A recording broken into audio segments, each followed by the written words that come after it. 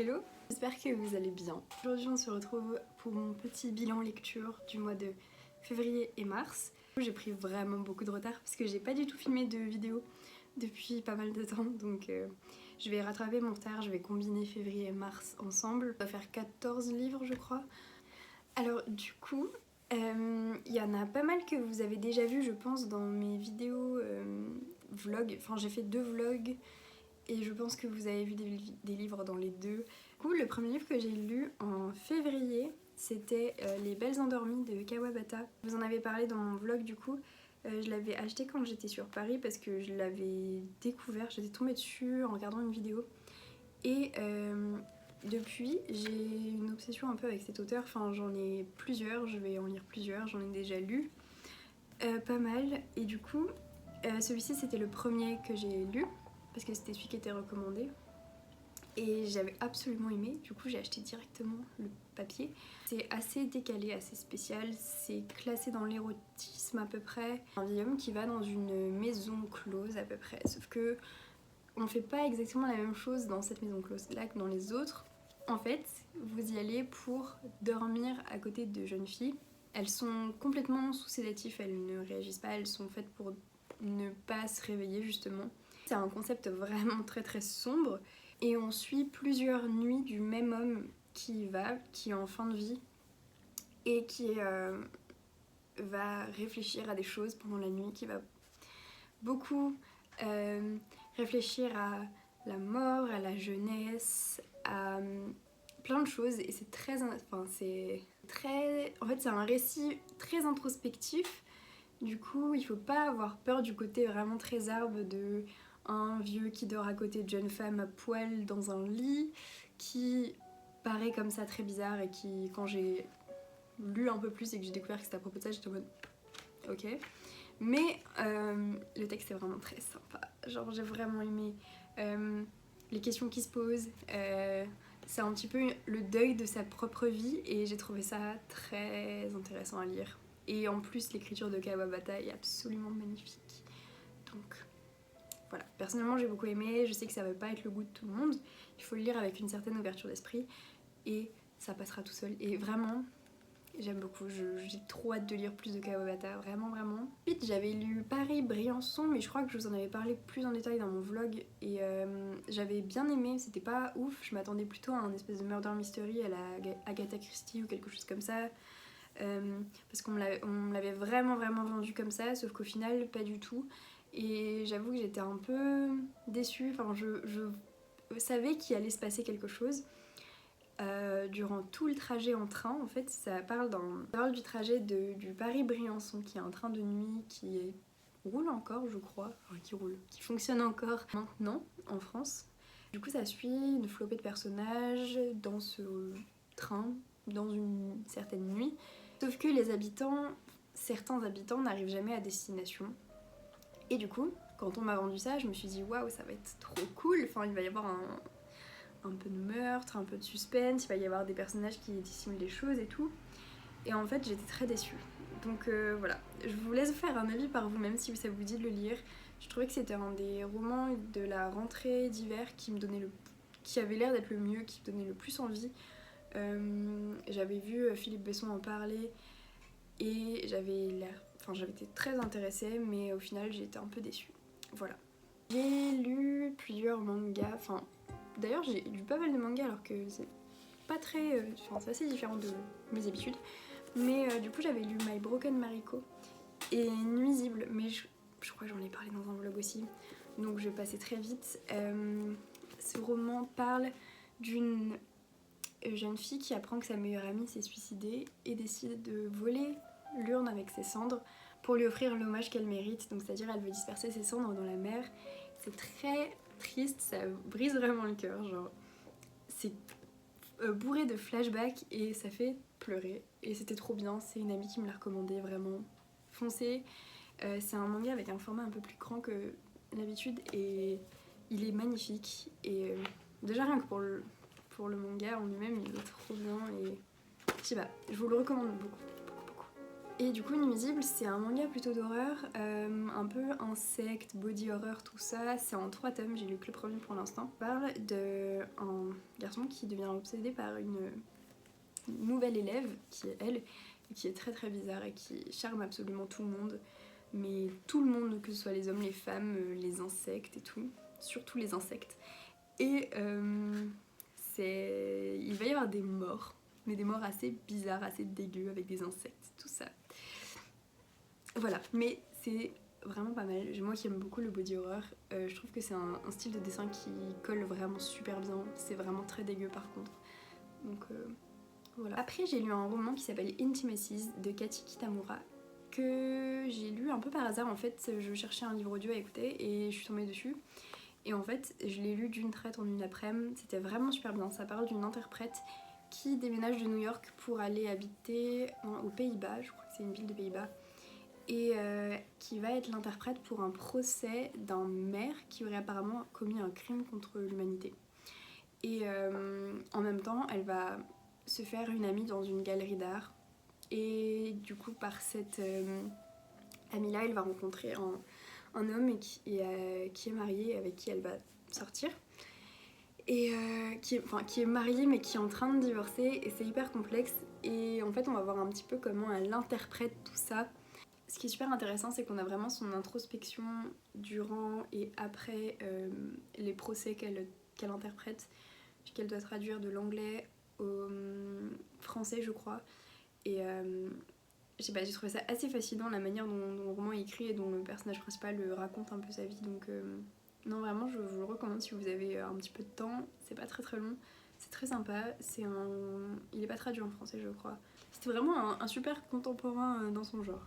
Après j'ai lu Black Paradox de Junji Ito et j'ai envie de lire tous les Junji Ito, donc celui-ci je l'ai emprunté à la médiathèque pour le lire. J'ai pas mal aimé, vraiment. J'ai trouvé très sympa, c'est en fait un peu plein de chapitres avec des mêmes personnages. Ce sont 4 personnages qui veulent se retrouver pour se suicider ensemble, sauf qu'ils n'y arrivent pas. Et de là se dégringole tout son truc un peu ouf avec des doubles, avec une entrée vers une porte de l'âme, de l'esprit, enfin un truc de ouf.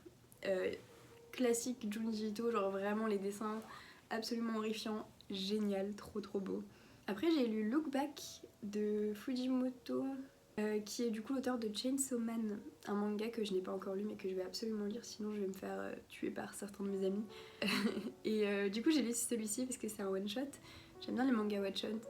J'aime bien les one shots, c'est vraiment très pratique à lire parce qu'il n'y a pas à acheter 40 milliards de tomes, c'est pas super long et puis voilà, j'aime bien avoir une histoire. Et bref, du coup, j'ai lu Look Back en une soirée, c'était fantastique. Après, j'ai lu un Yuri, enfin mon autre manga qui s'appelle Alter Ego, qui est fait par une espagnole, je ne savais pas. C'était très sympa, je me rappelle plus du tout de quoi ça parle par contre. C'est juste une romance. Voilà. Je crois que c'est Enemies to Lover. Et un Yuri, du coup, c'est une romance lesbienne. Après, j'ai lu un recueil de poèmes qui s'appelle Beat Attitude. C'est les femmes poètes de la Beat Generation, publié par Bruno Doucet. Et j'ai trop aimé. En fait, on a les éditions Bruno Doucet qui sont venues en cours, vu qu'on a souvent des intervenants à l'école de la librairie. Et en fait, ça faisait partie des SP qui nous ont donné. Je l'ai emprunté à un copain qui avait du coup eu ce livre-là. Et je l'ai absolument dévoré, genre vraiment j'ai trop aimé. Je lui ai laissé des petites annotations écrites de papier dedans. Il y avait certains poèmes qui m'ont vraiment marqué et auxquels je repense souvent. J'adore l'esthétique des poèmes de la Beat Generation. Et j'avais jamais lu de femmes poètes de la Beat Generation, des poétesses. Et c'était très bien. Ce recueil est en réimpression, je crois, parce qu'il est en rupture. Et pour une bonne raison, parce que vraiment, si vous voulez lire de la poésie, que vous aimez bien un peu le style de Kerouac et de Ginsberg, etc., foncez vers celui-ci, parce qu'il est très bien. Et en plus, il est bilingue, donc vous avez du français et de l'anglais dans le même recueil. Donc, fantastique. Genre vraiment fantastique. Après, j'ai lu un livre qui est étonnamment un de mes nouveaux livres préférés.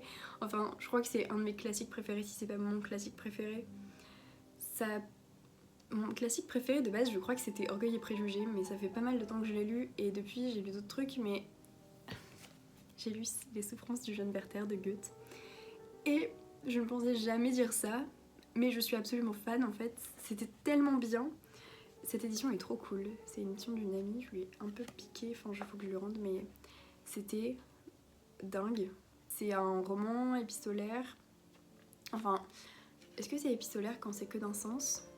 Je sais pas, mais c'est en fait Werther qui raconte sa life à un pote.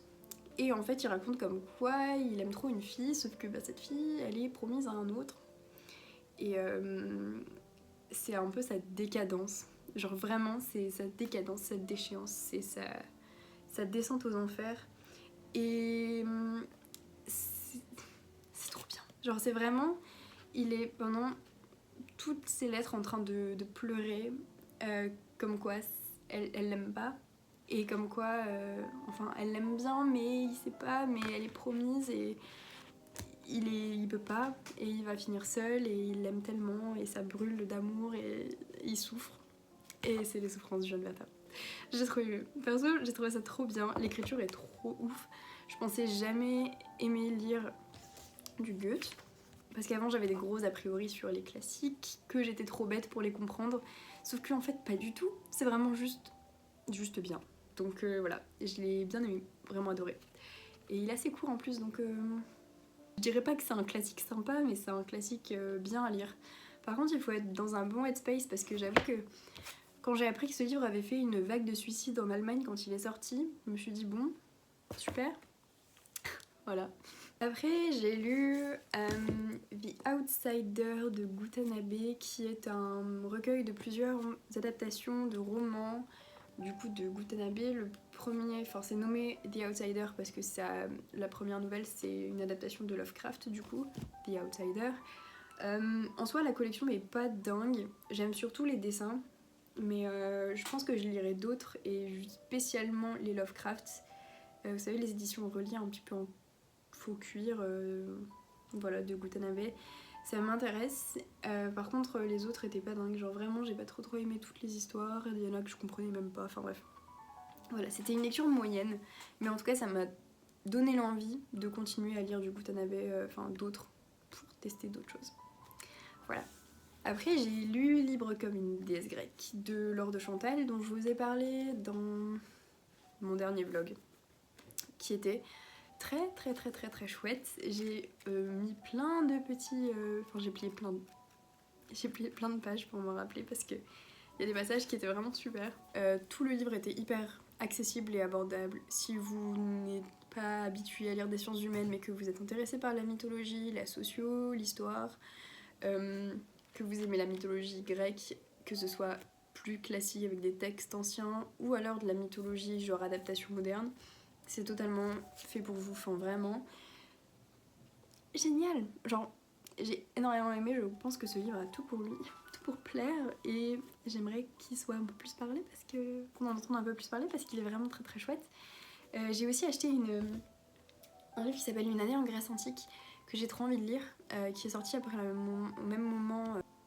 Je me rappelle plus chez qui l'autre est publié, mais en tout cas, j'avoue que les couvertures m'ont appelée, et après quand je les ai lus, enfin quand j'ai lu celui-là, j'étais pas du tout déçue, j'espère que je serai pas déçue avec l'autre non plus. Mais voilà, dites-moi si vous le lisez. J'ai trop envie d'avoir un avis de quelqu'un d'autre, genre de pouvoir en parler, parce qu'il y a plein de petits secrets, des mythes et des références que j'ai envie de discuter avec quelqu'un de ça.